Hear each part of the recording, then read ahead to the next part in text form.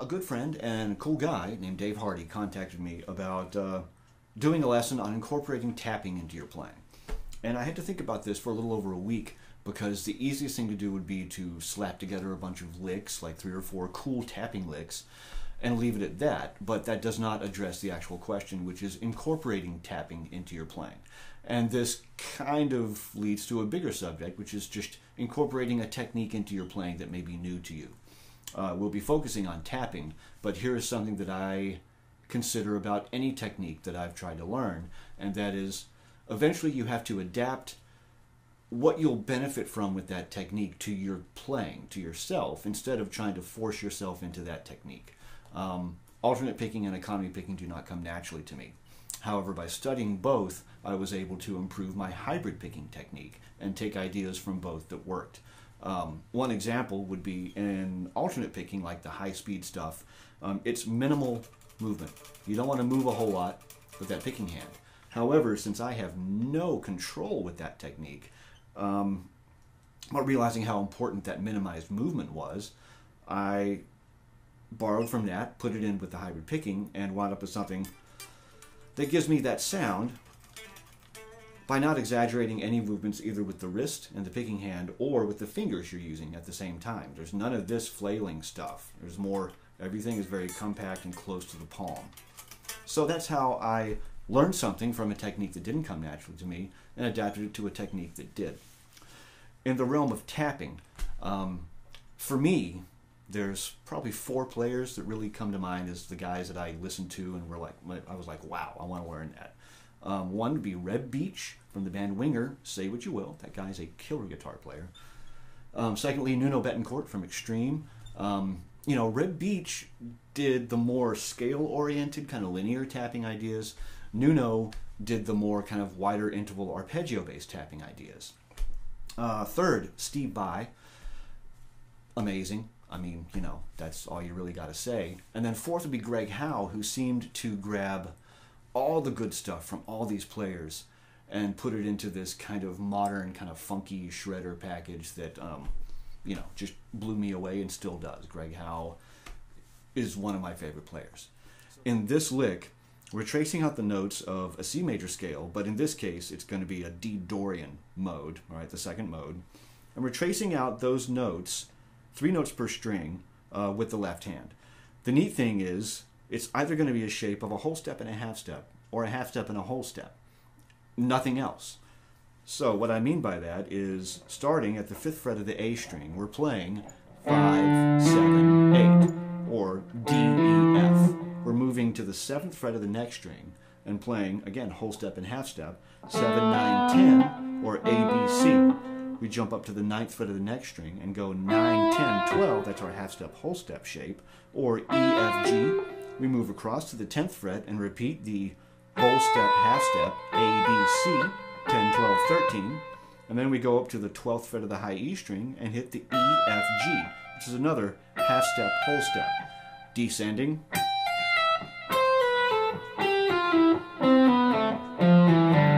Ascending.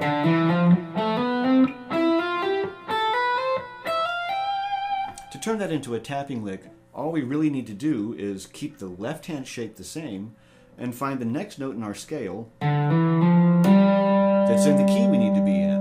All right, so we're moving this to 4 notes per string, and now we're playing 5, 7, 8, 10 on the A string. 7, 9, 10, note is always a whole step above the last note you played with your left hand.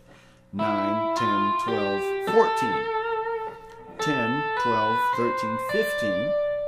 12, 13, 15, 17. Ascending.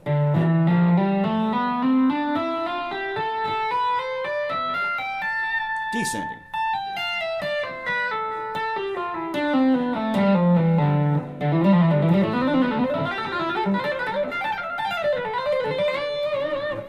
Kind of cool.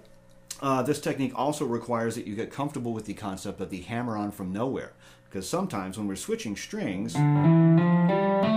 we're getting to that next note just by smacking the first finger down. We're not picking it or plucking it in any way.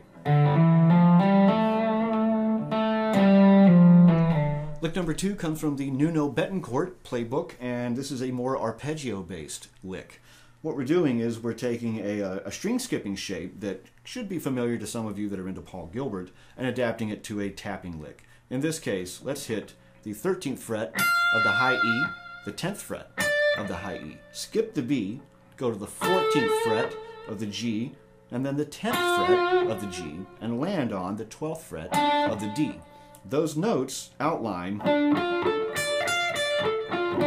a D minor triad. Now let's find some notes above that shape that work so we can tap. And in this case, since we're in the key of D Dorian or C major, all the notes at the 17th fret of each string are in the key that we need. So we can just use any of those that are available to us to expand this into a tapping lick. For instance, we'll tap at the 17th fret of the high E, and now release that to the 13th fret of the high E, and then pull off to the 10th fret of the same string. There we have the notes of a D minor triad. Next we'll tap at the 17th fret of the G string, which gives us a C, pull off to the 14th fret, A, pull off to the 10th fret, F. Here's what we got so far.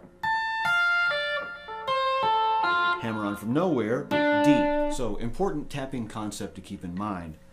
Very often, unless you're playing over a bunch of changes, you're going to be able to find sections of the fretboard where every note across is in the key that you need.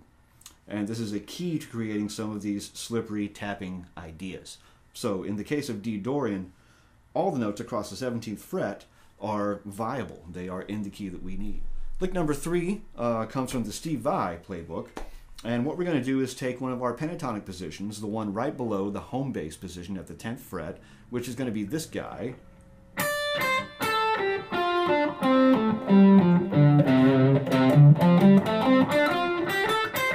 And using that thing we talked about a second ago, which is finding the group of notes that's directly across any given fret number, in this case the 17th, we're going to tap at the 17th fret and use those pentatonic box notes from our left hand and come up with something like this.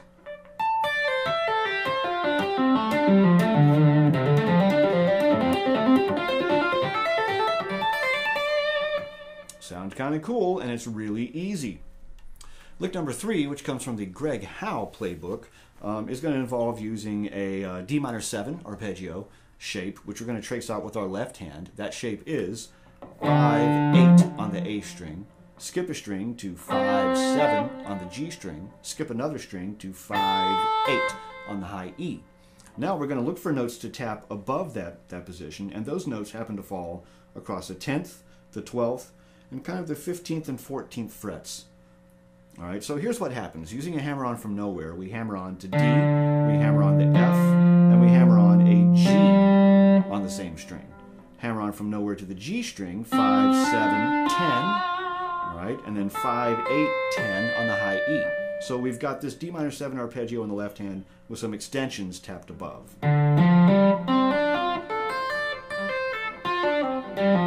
Let's do the same thing at the 12th fret. Let's do the same thing at the 15th, the 14th, and the 15th again. So here's what we get.